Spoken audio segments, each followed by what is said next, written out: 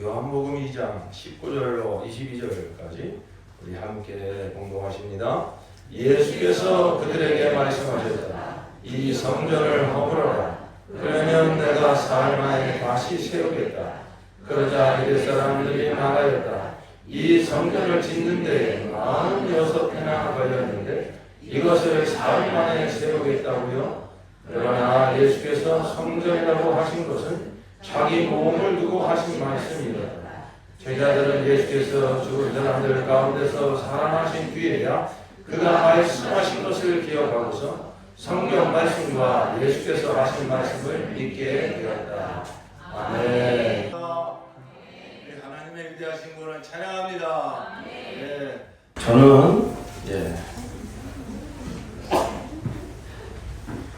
우리 성도님들이 무엇을 진정으로 소원하시는지 저는 압니다. 그것은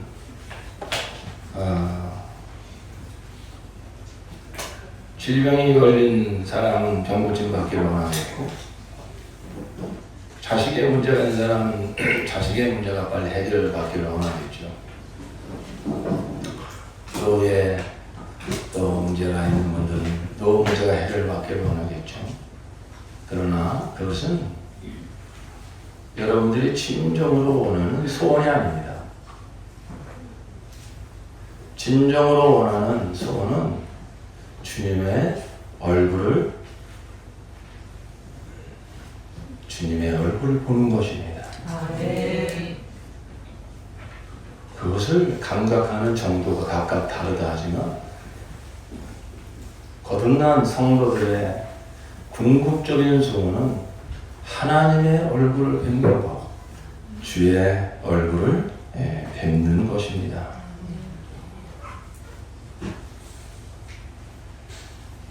신라권이라는 그런 말이 있죠. 사람들은 하나님을 믿고 믿지 않고 그 낙원에서 에덴 동산에서 하나님의 얼굴을 배우며 하나님을 누리던 그 그리움이 있어요.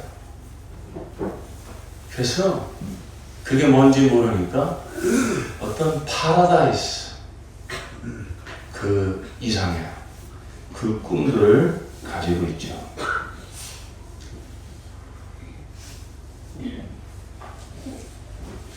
그것이 모든 영적 존재인 사람들이 진실로 소원하는 그 실체입니다. 하나님의 얼굴을 뵙는 것, 주의 얼굴을 뵙는 것.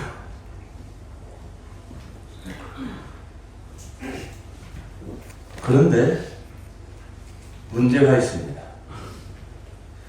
하나님은 우리가 보고 싶다고 해서 마음대로 볼 수 있는 분이 아니에요. 또 하나님은 우리를 만나 주시고 싶다고 마음대로 우리를 만나 주시지도 없어요. 왜냐하면 하나님과 나 사이에 문제가 있어요. 하나님은 거룩하신 하나님이십니다. 하나님은 거룩하신 하나님이시다. 시작. 하나님은 거룩하신 하나님이시다. 그 하나님의 거룩이란 무엇으로 다 표현할 길이 없습니다. 근데 우리 사람은 어떻게 되었습니까? 마귀의 말을 듣고 타락했죠. 죄인이 됐습니다. 거룩하신 하나님과 타락한 죄인은 만날 수가 없어요. 이것은 마치 빛과 어둠 같아서 만나는 것 자체가 심판이고 멸망입니다.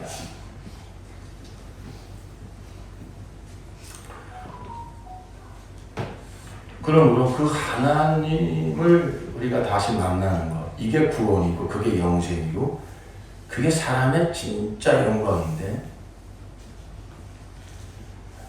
그런데 그 거룩하신 하나님을 만나려면 무엇이 우리에게서 해결돼야 되냐면 죄가 해결돼야 돼요. 죄가. 거룩하신 하나님은 에덴 동산에 우리가 성경을 읽었잖아요. 그 타락한 아담과 하와를 하나님이 사랑이 많으시지만 그냥 에덴 동산에 두실 수가 없습니다. 왜? 하나님은 거룩하신 분이시기 때문에 그 죄와 공존할 수가 없어요. 그래서 에덴 동산 밖으로 그를 쫓아내시죠. 즉, 저와 여러분의 궁극적인 소원은 하나님의 얼굴, 주의 얼굴을 뵙는 것인데 그 절대 조건, 죄 문제가 해결되어야, 죄가 사라져야, 죄가 없어야 거룩하신 하나님이 임재하실 수가 있습니다. 이게 여러분 성경 처음부터 끝까지 하나의 큰 강물처럼 흐르고 있는 맥이에요. 바로 거룩하신 하나님과 이 타락한 죄인이 어떻게 다시 만나 다시 하나님의 얼굴을 배우며 그 영광을 찬양하는가. 하나님의 구원을 이렇게 설명할 수가 있습니다. 하나님은 그러기에 우리의 죄의 문제를 해결해 주기를 원하세요. 인간 스스로 이 죄의 문제를 해결할 수 없기 때문에 하나님은 이 죄의 문제를 하나님의 방법으로, 하나님의 지혜와 하나님의 능력으로 완전히 해결해 주시고, 왜요? 다시 우리 사람이 하나님을 뵐 수 있도록, 하나님을 만날 수 있도록 이 죄의 문제를 해결해 주기를 원하시죠. 여러분 그거 아십니까? 사람들이요, 제가 잘못했습니다. 제가 죄인입니다. 저를 용서해 주세요. 이 말을 잘 할까요? 못할까요? 정말 못해요.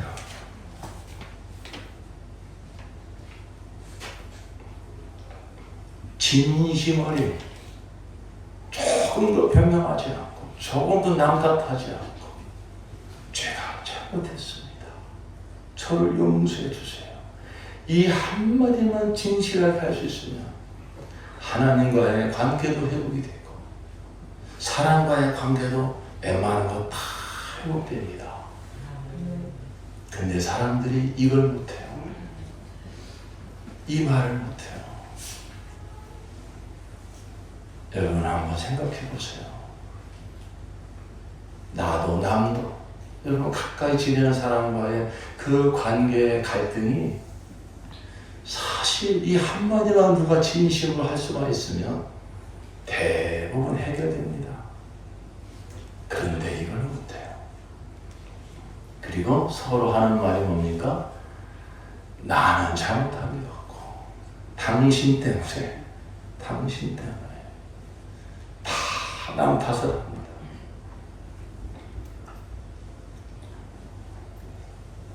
성경은 이 숨기고 싶은, 인정하기 싫은 인간의 이 고질적인 문제, 이 죄의 문제를 아주 리얼하게 다루고 있어요. 여러분, 왜 구약의 그 긴 역사가 필요했을까요? 첫사람 아담이 타락하자마자 여인의 후손을 보내리라. 그가 오면 너를 죄를 짓게 한 마귀의 머리를 깨뜨리고 거기서 너를 구원할 거라고 하나님이 즉시 말씀하셨는데, 그러면 그 구세주 예수님을 바로 보내주시면 좋잖아요. 근데 지금 우리가 구약 성경을 읽어가고 계시지만 그 연수로 따지면 약 한 4,000년의 그러한 시간이 흐른 다음에 예수님이 오시죠. 왜 구약에 그 긴 시간이 필요했을까? 글쎄, 정확한 건 나중에 하늘나라 다 봐야 알겠지만 이런 하나님이 어떠신 분이고 사람이 어떤 존재인가를 성경이 아주 명확하게 드러내 주는데 거기에 기반하여 생각해 보자면 하나님이 얼마나 거룩하신 분이며 그 거룩하신 하나님의 비춰본 우리 인간의 타락과 죄악이 얼마나 극심한 죄악인지를 알게 하시려. 그리고 사람들이 너 그거 죄야. 하나님이 그렇게 가르쳐줘도요. 그걸 쉽게 인정을 하지 않아요. 납작 엎드려 맞습니다. 제가 죄인입니다. 이렇게 잘 고백을 하지 않아요. 그러니까 하나님께서 오래 참으시면서 네가 옳다고 생각하는 그거 죄야. 그거 멸망이야. 그거 깨닫게 하시려고. 하나님이 얼마나 거룩하신 분이며 그에 비추어 본 우리 인간이 얼마나 부패하고 썩고 얼마나 타락한 죄인인지 그거 알게 하시오. 그래야 메시아가 오실 때 나는 정말 메시아가 필요합니다. 나는 전적으로 부패한 자입니다. 아무런 소망이 없는 자입니다. 그 예수를 메시아로 받아들일 수가 있거든요. 아마도 그걸 깨닫게 하려는 시간이 구약의 시간이 아닌가 저는 그런 생각을 해봅니다. 몇 가지 신뢰를 볼까요? 첫사랑 아담. 선악과를 따먹자 하나님이 그를 찾으시죠. 아담아 내가 어디 있느냐. 그래서 아담에게 하나님 물으십니다. 너 따먹지 말라고 한 선악과를 따먹었냐? 그때가 기회 아닙니까? 하나님 제가 잘못했습니다. 따먹지 말라고 한 선악과를 제가 따먹었습니다. 그럼 얼마나 좋을까요? 근데 아담은 뭐라고 말합니까? 저 여인이 따먹으라고 해서 따먹었습니다. 금세 남 탓을합니다. 책임 전가합니다. 제가 잘못했습니다. 이 말이 안 나와요. 거기서 나온 가인과 아벨. 그 형 가인이 동생 아벨을 돌로 때려 죽입니다. 최초의 살인합니다. 하나님이 물으십니다. 내 동생 아벨이 어디 있느냐? 하나님이 모르고 물으실까요? 죄를 고백하라고 회개하고 살라고 하나님이 물으시는 거죠. 그런데 가인이 그 시간에 제가 잘못했습니다. 제가 시기 질투하여 동생 아벨을 돌로 때려 죽였습니다. 저를 용서해 주세요. 이렇게 하면 얼마나 좋을까요? 가인이 뭐라고 말하죠? 내가 동생 지키는 사람입니까? 되레 항변합니다. 되레 따지고 대듭니다. 여러분 이게 죄예요. 이게 타락한 인간의 모습이라고요. 라멕이라는 사람이 나와요. 창세기 5장에 나오는 거예요. 아담의 5대손인가요? 그 라멕이 사람을 때려 죽입니다. 그리고 나서 자랑을 합니다. 내가 아무개를 때려 죽였다. 나를 해코지 하려고 나를 해치려고 하는 그놈들 내가 무섭게 때려 죽였다. 가인을 해치려고 하면 7배 벌을 받는다고 했는데 나를 해치려고 하는 놈들 77배로 내가 복수해 줄 거야. 그러면서 자기 막 힘을 자랑하고 호령을 하고 자랑합니다.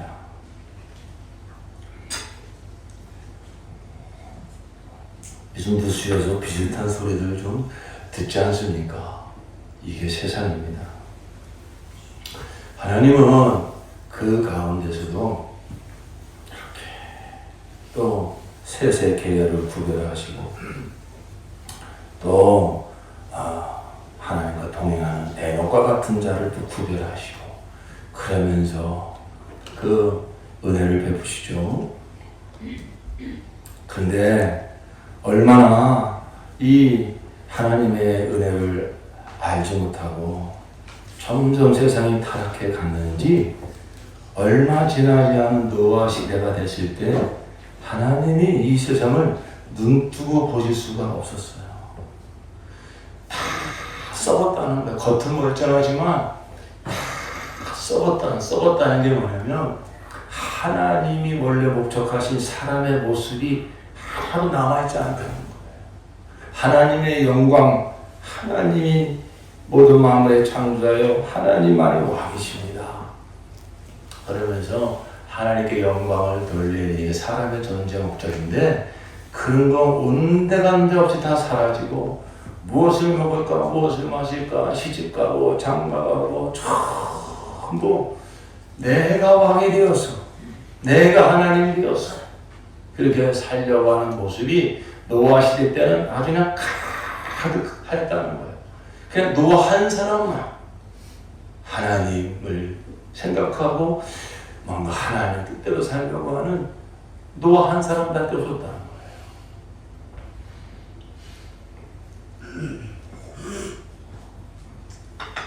그나마 셋의 계보를 하나님이 계속 간섭하시면서 너희들만큼은 나를 기억해라.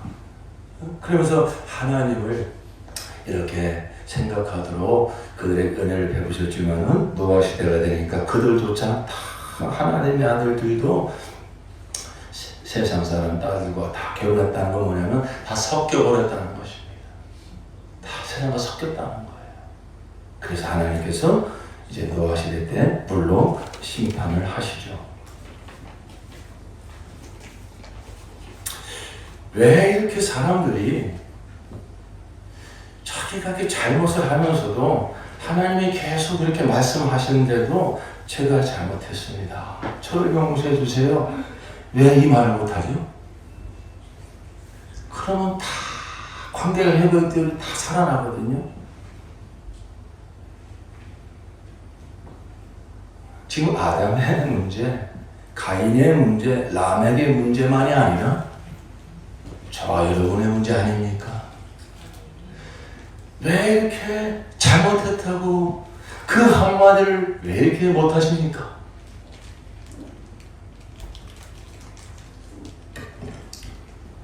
여기에 깊은 뿌리가 있습니다.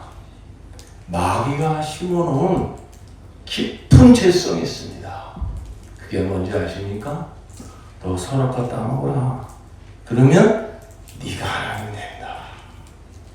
이 죄를 받아들인 거예요. 그러니까 모든 사람들의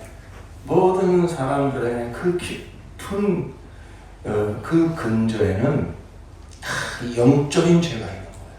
뭐죠? 내가 왕이야. 내가 하나님이야. 내가 하고 싶은 대로 산다는데 누가 말려? 여러분 이 깊은 죄성이 사람들 안에 다 있어요. 그러니까 내가 왕인데 내가 잘못했습니다는 말이 쉽게 나오겠습니까? 내가 하나님인데 내가 옳은데 그래서 어떤 잘못을 이렇게 건드리면 다 변명하고 다 변호하고 옹호하고 할 게 없으면 책임 전가하고 남 탓하고 아니면 분노하고 자기의 약점 건드리면 역대로 보복하고 이게 바로 세상의 모습이 된 것이죠. 노아의 물심판을 그렇게 받았으면 정신 차리고 하나님을 두려운 줄 알고 이제 하나님을 경외하고 살아야 되지 않겠습니까? 우리는 성경을 통해서 봅니다. 얼마 가지 않아서 그들은 바벨탑을 세웁니다. 바벨탑이 뭘 말하는 거죠? 하나님이 또다시 물심판에도 우리가 높이 탑을 쌓아서 끄떡없도록 벽돌을 진흙을 구워서 벽돌을 만들고 하늘 꼭대기까지 탑을 쌓아보자. 여러분, 이게 죄예요. 이게 하나님을 떠난 이 세상의 죄란 말입니다.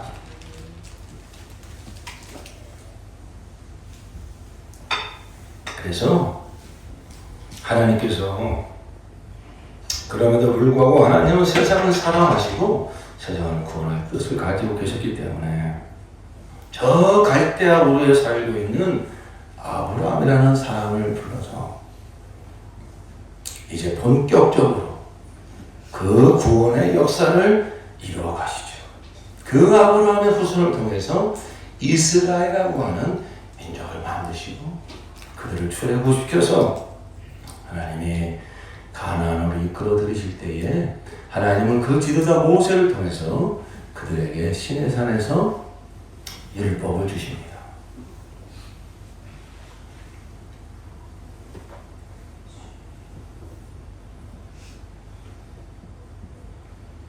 하나님이 이스라엘 백성들에게 계속 하시는 말씀이 있어요. 나는 너희 하나님이고 너는 내 백성이다. 내가 거룩하니 너희도 거룩하라. 그랬어요. 우리 한번 따라해봅시다. 내가 거룩하니 너희도 거룩하라. 그러면서 그걸 어떻게 살아야 우리가 거룩한 백성이 됩니까? 이 율법을 지켜야. 그래서 하나님 율법 주신 거예요. 율법은 거룩한 법이에요.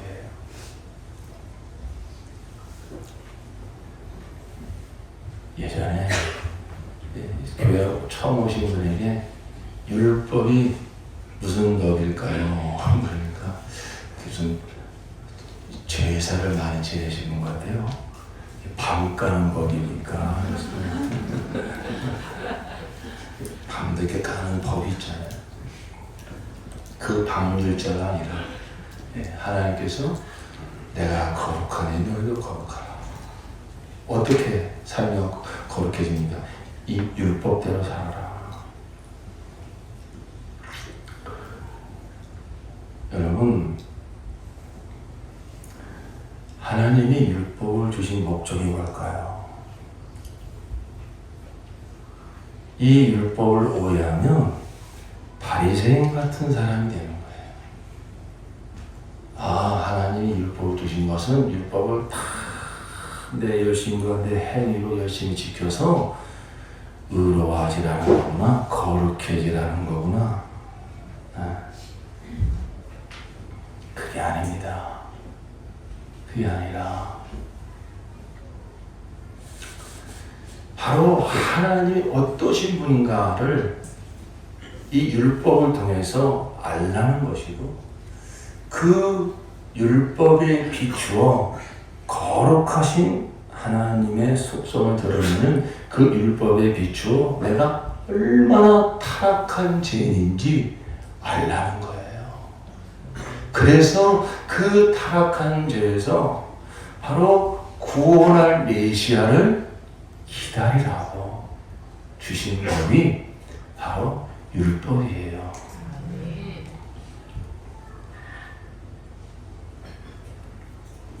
그래서 하나님이 율법을 주실 때 그 율법 속에 아주 중요한 법이 있는데 제사법입니다.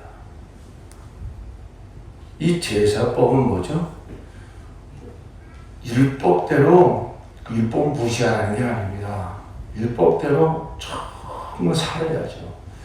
근데 내 행위로 율법을 온전히 지킬 사람은 아무도 없다는 거예요. 그래서 율법을 어겼을 때 어떻게 하라는 거죠?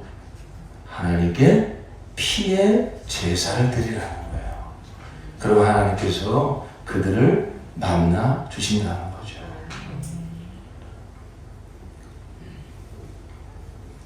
이스라엘 백성들에게 있어서 최고의 영광, 최고의 자부심, 최고의 능력은 무엇이었을까요?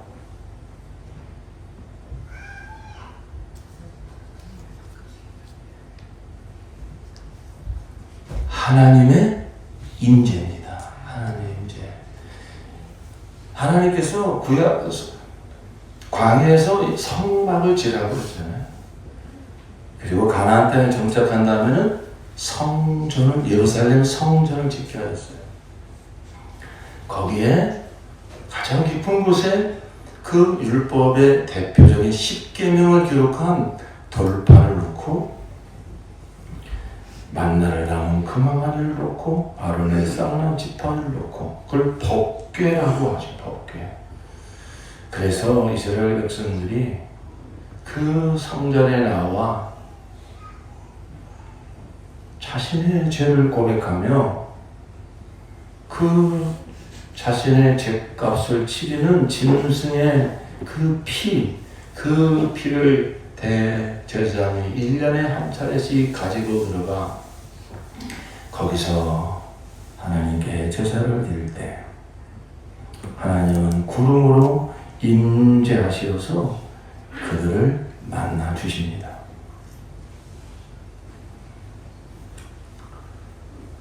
그것이 이스라엘의 영광이었어요. 그래서 그들은 성전을 목숨처럼 여기는 거예요. 왜? 하나님은 바로 우리 이스라엘의 하나님. 그 증거가 뭐예요? 이 성전에서 제사를 드리면 하나님은 임재하신다. 우리를 만나주신다. 그거예요. 아직도 구약에 머무르고 있는 저 이스라엘 유대인들은 그래서 제3의 성전 그걸 꿈꾸고 있는 거예요. 다시 우리가 성전을 짓고 다시 거기서 하나님께 이 제사를 드릴 때 하나님은 다시 우리를 만나준다. 다윗의 그 시대가 다시 펼쳐진다. 아직도 이 복음을 모르는 유대인들은 그런 꿈을 꾸고 있죠.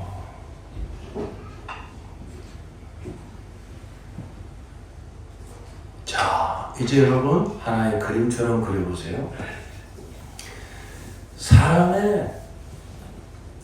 하나님의 형상으로 지음받은 사람의 궁극적인 소원은 무엇이라고 그랬습니까?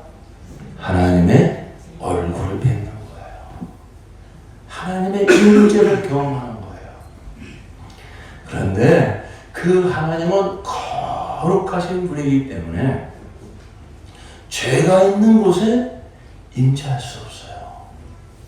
그래서 하나님께서 그 죄의 문제를 해결하고 나를 만나라고 하나님께서 그 구약시대 이스라엘 백성들에게 주신 법이 율법인데 그 율법 속에 제사법이 있어서 그 이스라엘 백성들이 바로 그 양의 피, 짐승의 피일지라도 그 피를 들고 그 하나님 앞에 나아가면 그 피가 그들의 모든 죄를 사한 것으로 간주해 주시고 그 제사가 성공되었다고 하는 증거가 하나님이 구름으로 그 성전 가운데 임재하셔서 그들을 만나 주심으로 바로 그것이 그 이스라엘의 최고의 영광이었고 능력이었고 그들의 자부심이 되었던 것입니다.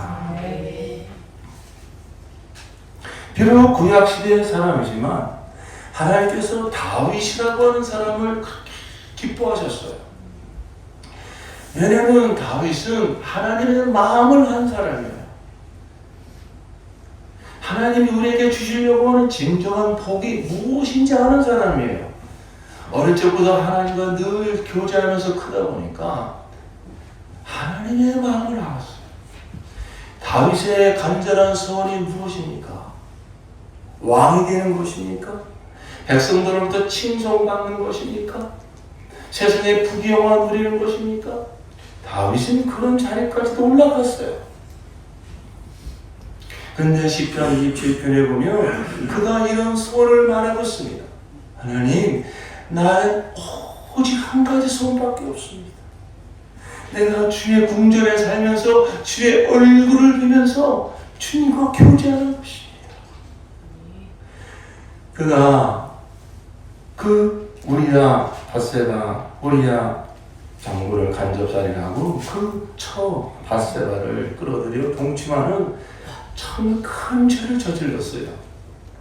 나단 선지자에서 그 죄를 지적받았을 때에 시편 51편은 눈물로 침상을 적시면서 회개한 기도문이에요.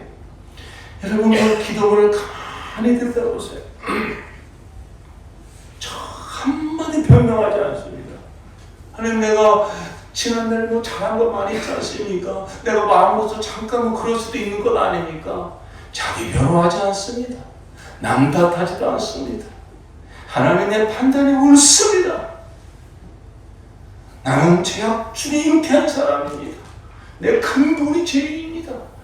하나님 앞에 철저히 무릎 꿇어 회개해요. 그러면서 그의 간절한 소원을 여기서도 아뢰니다. 51편 9절에 보면 주의 얼굴을 내 죄에서 돌이키시고 내 모든 죄악을 동의하소서.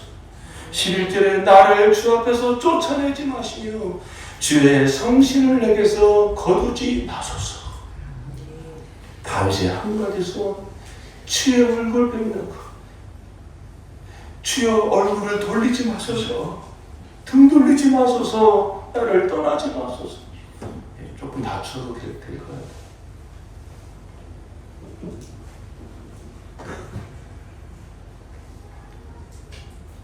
바로 그래서 하나님은 다윗이 내 마음에 합한 사람이었어요.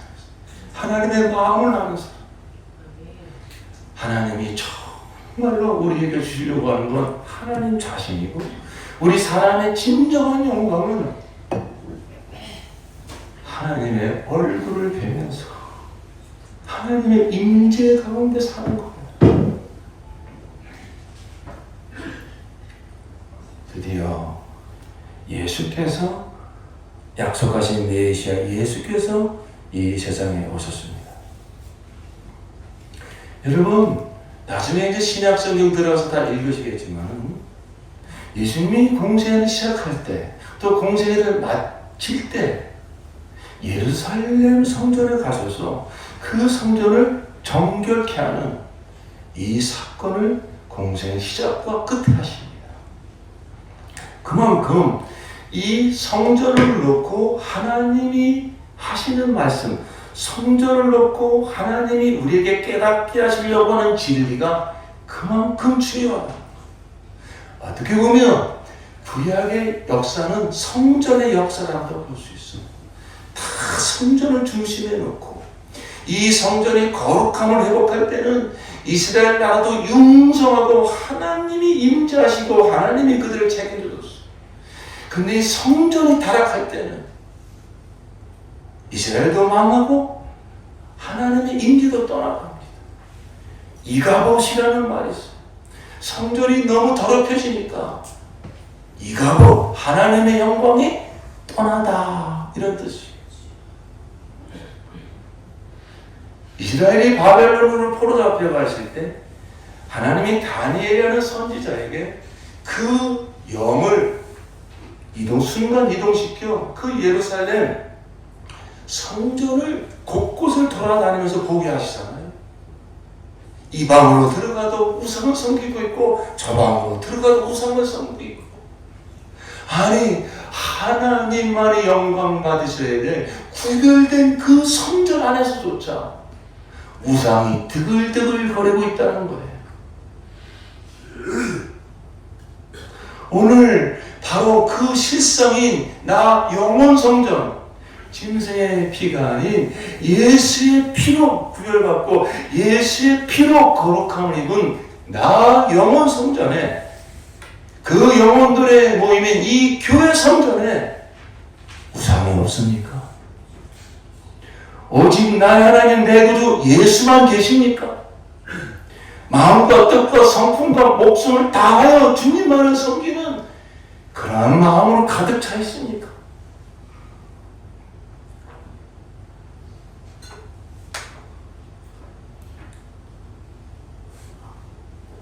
이스라엘 백성이 그러했듯이 신약시대 우리 교회의 영광은, 저와 여러분의 자부심은, 저와 여러분의 세상을 이기는 승리의 비결은, 그 원천은 하나님의 영광의 임재입니다. 우리가 다 주 예수의 이름으로 모였습니다. 주 예수의 피를 힘입어 보좌 앞으로 나아갑니다. 우리는 종교 행사를 드리는 게 아니라 구약시대 이스라엘 백성들이 손으로 지은 성전의 짐승의 피를 들고 나아가 구름으로 임재하시고 만나주시던 그 그림자 같은 하나님과의 만남을 오늘 우리는 실상으로 경험하고자, 이것은 하나님의 약속이요 예수의 피의 언약이라. 예수의 피를 힘입고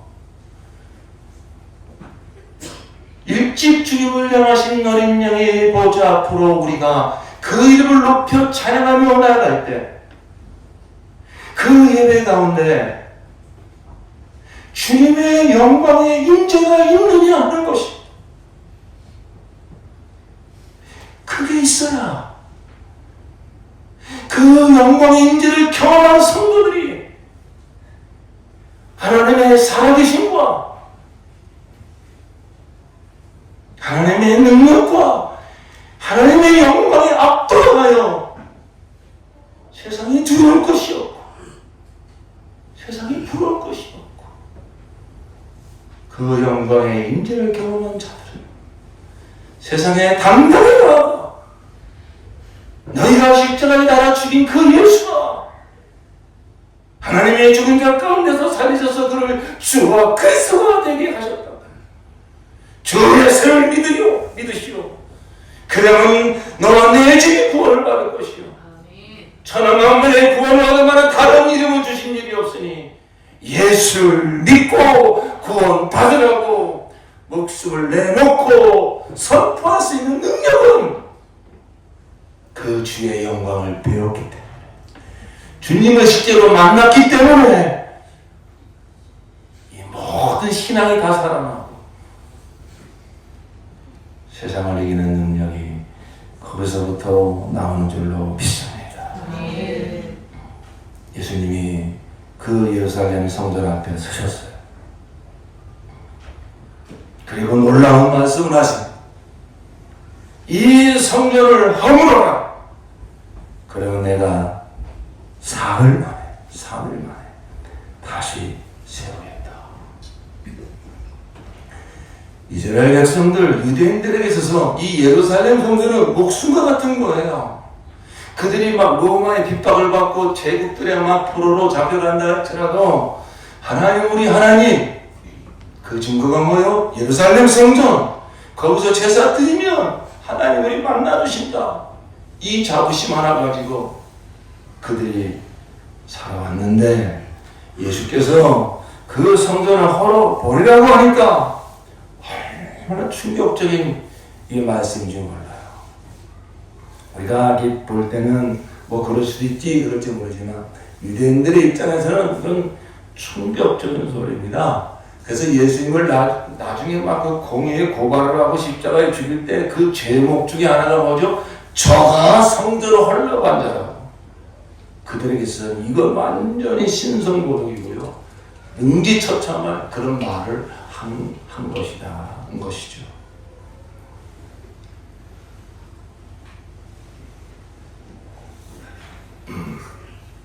여러분,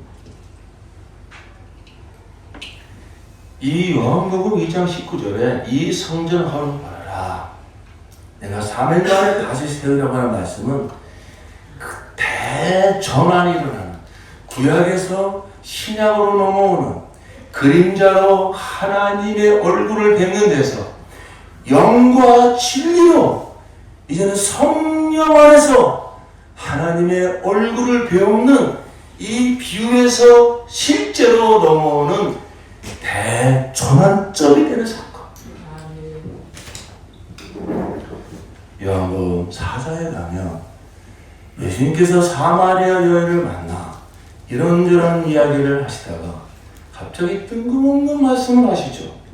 참되게 예배를 드리는 사람들이 영과 진리로 아버지께 예배를 드릴 때가 온다. 지금이 바로 그때이다. 아버지께서는 이렇게 예배를 드리는 사람들을 찾으신다. 하나님은 영이시다. 그러므로 하나님께 예배를 드리는 사람은 영과 진리로 예배를 드려야 한다. 우리 사람들의 궁극적인 소원, 하나님의 얼굴을 뵙는 것,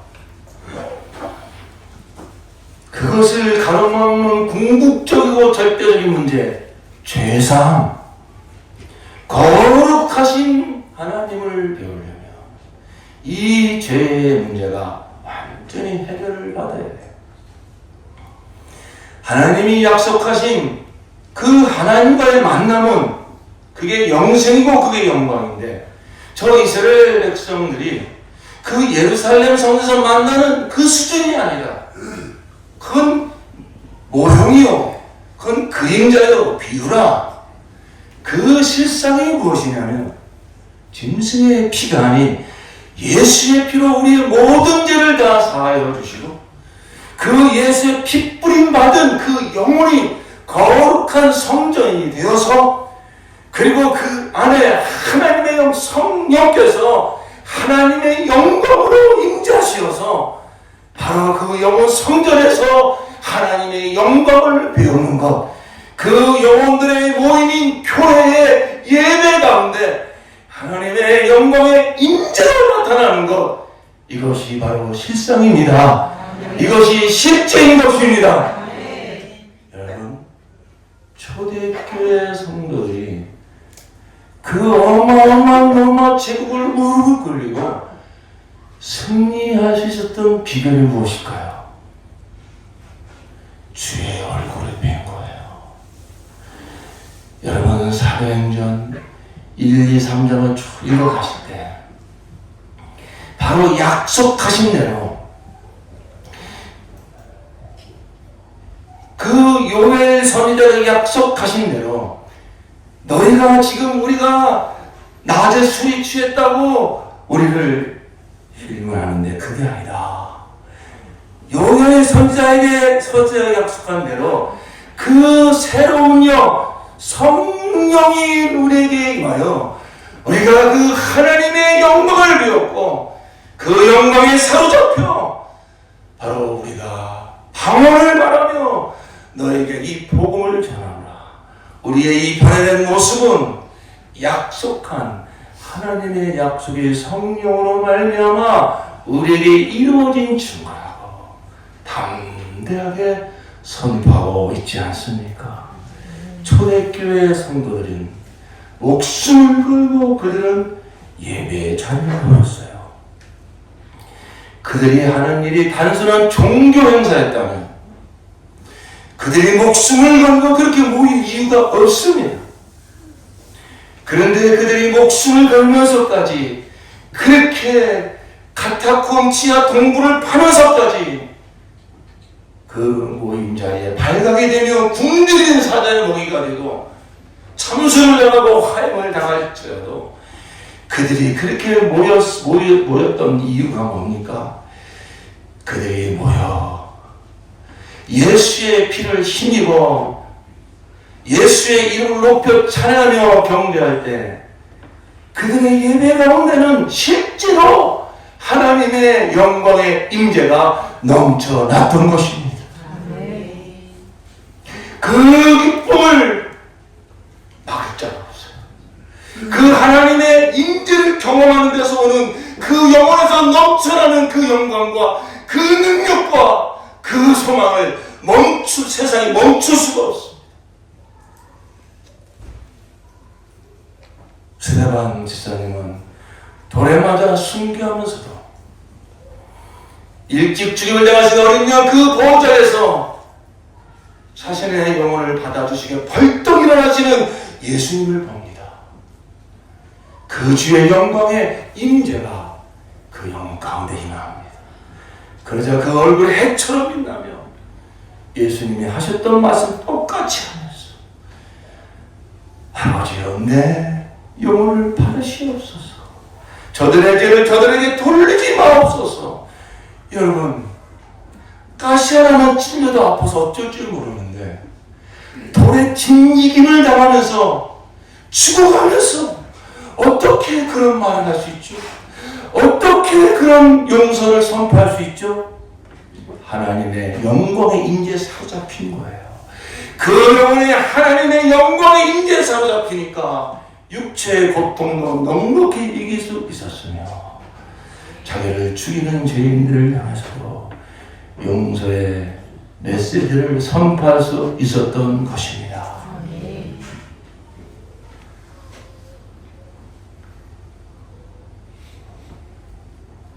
사랑하는 성도 여러분, 늘 반복적으로 드리는 말씀이지만 복음의 기준을 낮추지 마십시오. 지금까지 안 됐다고 포기하지도 마십시오. 다른 사람들 보니까, 다른 교회 보니까, 다른 예배 보니까 다 뭐 그렇게 하던데 라고 복음에 없는 세상적인 기준을 끌어들이지 마십시오. 우리 교회 예배에 주신 하나님의 약속이 있습니다. 하나님의 영광의 임재입니다. 하나님의 임재입니다.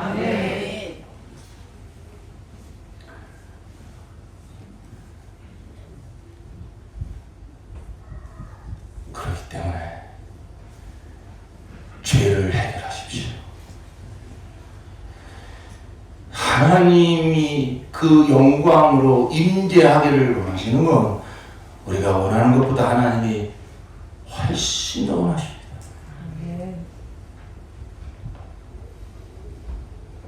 그런데 왜 내가 수없이 예배를 드리지만 하나님의 임재를 경험하지 못할까?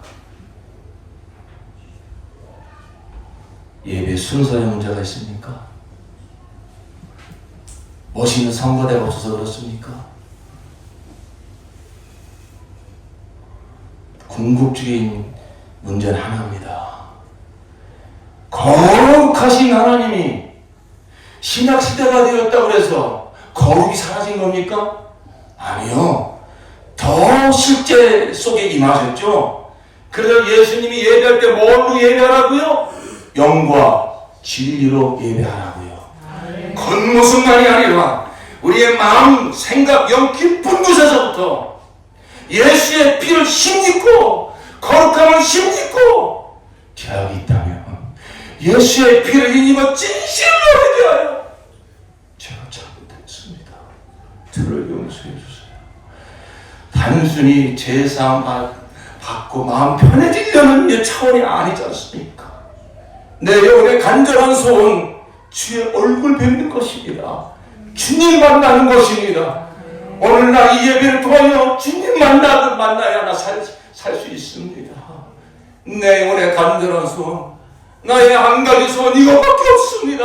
주의 얼굴 뵙는 것입니다. 여러분, 거듭난 사람이라면 다 그 소원이 있다니까요. 그 소원의 세상 헛된 소원, 헛된 영광이 너무 가로막혀가지고 힘을 발휘하지 못하고 있을 뿐이지, 여러분이 복음을 듣고 진리를 듣고 성령이 감화감동하실 때 거듭난 영혼이라면 그 영혼 깊은 곳에서부터 올라오는 그 간절한 갈망, 간절한 그리움, 주님을 뵙고 싶습니다. 주님 얼굴 보고 싶습니다. 여러분, 그 갈망을 키우시기 바랍니다. 그 갈망을 거기에 성령이 기름 부어지기 원하시는 거예요. 그리고 이제는 무엇을 여러분이 해결해야 되냐면 죄의 문제를 해결하십니다. 이 죄는 구약 시대에는 율법을 비추어 그 죄를 고백하고 하나님 앞에 무릎 꿇게 했다면, 이제 이 신약 시대에는 그 율법을 다 이루시, 그 율법 하나하나 범한 죄가 얼마나 끔찍한 죄요. 하나님의 그 심판이 얼마나 두려운지 몰라요. 그런데 이제 이 신약 시대에는 사도 베드로가 너희가 십자가에 달아 죽인 예수가 주와 그리스도가 되셨다고 이 십자가의 복음을 선포할 때 성령께서 역사하시니 바로 이 십자가로부터 나의 모든 죄, 율법을 다 어긴 내 모든 죄를 다 끌어안으시고 십자가에 매달려 내 모든 죄값을 다 치르시는 예수 그리스도로 아들이실지라도 내 죄를 감당하고자 그 죄를 끌어안았을 때 하나님 아버지 그는 거룩하신 하나님이시라 아들이실지라도 그 죄에 대한 거룩한 공의의 심판을 도와주시니 엘리 엘리 나마 사박다니 아버지 어찌 나를 버리시나이까. 그게 하나님의 거룩이요 그게 하나님의 공의요. 십자가를 받아볼 때 바로 그것은 나의 죄요 나의 원죄요 내 마음과 생각에서 일어난 온갖 죄요.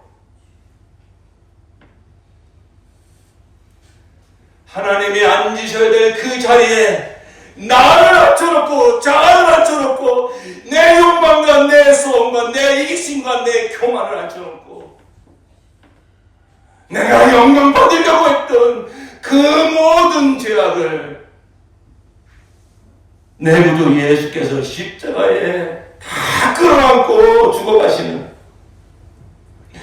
그 십자가로부터 비춰지는 하나님의 거룩과 하나님의 사랑의 빛이 내 배로 깊숙이 그 빛이 들어오기 시작을 할 때 난 본질상 죄인이구나. 내가 생각하고 내가 마음먹고 내가 말한 모든 것이 다 내가 하나님이라고 내가 왕이라고 내가 주인 되어 살았던 하나님의 영광과는 전혀 상관없는 죄악 가운데 살았고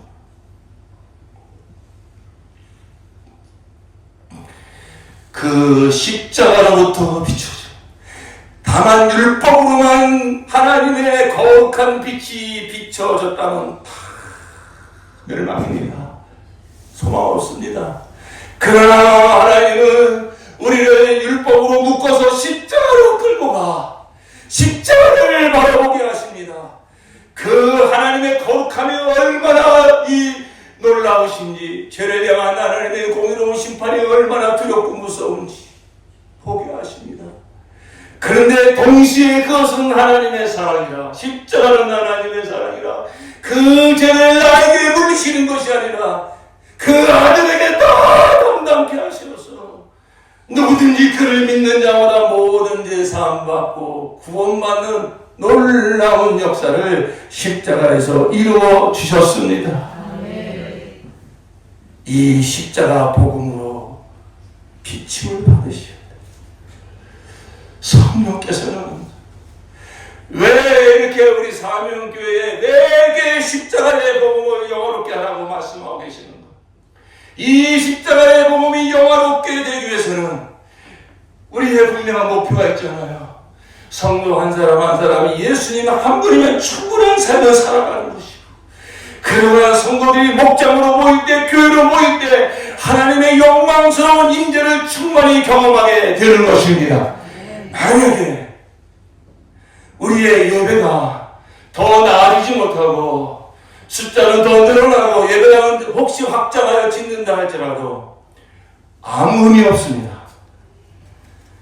숫자가 중요한 게 아닙니다.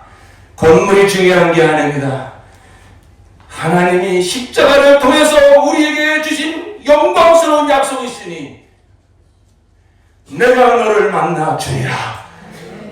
내 이름으로 모일 때, 두 사람이 내 이름으로 모일 때 내가 그곳에도 함께 있노라.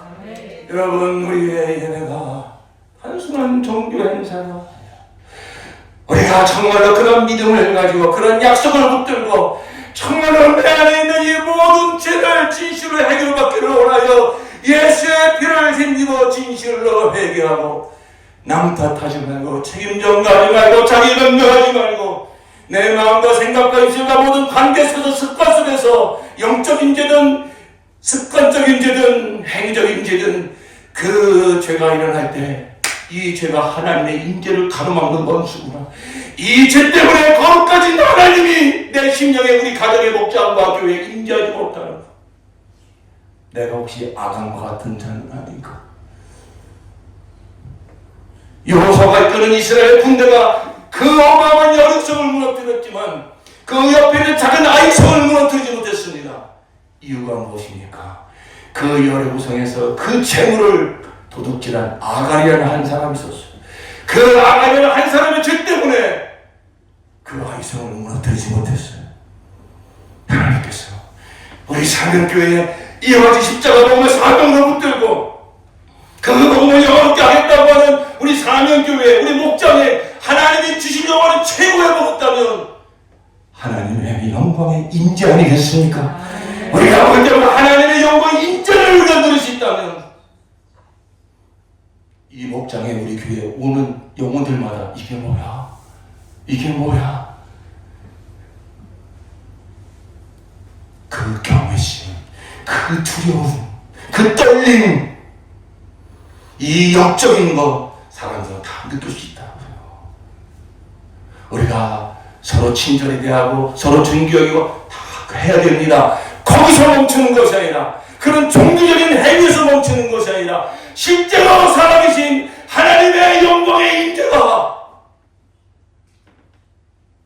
내신 영원 성전에 우리 교회 성전에 임하여야 하는 것입니다. 죄의 문제를 가볍게 하지 마십시오. 죄의 문제를 간과하지 마십시오. 우리가 신약시대라고 해서 예수의 피로 다 제사함받았다고 해서 거기서 멈추면 안 돼요. 왜 제사함을 줬습니까? 바로 이 땅에 사는 날 동안 하나님의 임재를 경험하며 그 능력 가지고 그 영광 가지고 세상을 구원하고 하나님의 나라 세우라고요. 그 절대 원천이 하나님의 임재를 경험하는 것이라니까요. 물론 우리 사랑하는 성도님들, 목장 모임 때에 우리 교회 예배 때 하나님 임재를 점점 더 경험하는 성도들이 계신 거 알아요. 이 정도 갖고 안 됩니다. 정말 초대교회에서 일어났던 역사처럼 한 번에 설교를 듣고 3,000명이 회개하고 무릎을 꿇고 세상 사람들아 들으라, 하나님은 살아계시며 십자가에 못 박혀 죽인 그 예수가 하나님의 아들 우리의 유일한 구주라고 목숨을 걸고 선포하며 살려니 죽든지 하나님의 영광이여 살리라 변화될 수 있는 그 결정적인 능력은 바로 하나님의 임재를 경험하는 데 있어요. 하나님의 임재를 경험하는 데. 그러므로 여러분, 저와 여러분 속에 우리 가정과 목장과 교회 공동체 속에 하나님의 임재를 가로막는 죄의 문제가 있다면 철저히 회개합시다. 예수의 피를 입어 철저히 회개합시다. 간절히 갈망합시다. 주님, 내 영혼에 임재하여 주시옵소서. 우리 가정과 목장과 교회에 임재하여 주시옵소서. 우리 시간 기도하실 때 이 시간이라도 진실로 사모하고 갈망하는 영혼 하나님이 아십니다. 그에게 하늘문을 여시고 그에게 당신의 그 영광을 비춰주실 것입니다. 주님, 이제 더 이상 죄의 문제를 내가 가볍게 여기지 않겠습니다. 성령이여, 십자가로부터 그 거룩한 공의의 빛을, 내 모든 죄를 담당하시고 죽으신 그 은혜의 빛을, 그 사랑의 빛을 내 영혼 깊숙이 비춰 주시옵소서. 복음의 빛처럼 나를 비춰 주시옵소서. 그 앞에서 내 전 존재적인 회개와 내 삶이 변화되어지는 이런 진짜 회개의 역사가 나에게 일어나기를 원합니다. 가로막는 사탄의 역사를 다 제하여 주시옵소서. 자기 변명하게 만들고 남탓하게 만들고 이웃에게 만드는 사단의 역사를 다 떠나갈지어다. 진정으로 회개하기 원합니다. 거룩하신 하나님을 배우기를 원합니다. 하나님의 인재를 경험하기를 원합니다. 우리 결단하는 마음으로 우리가 함께 한번 예수의 성장을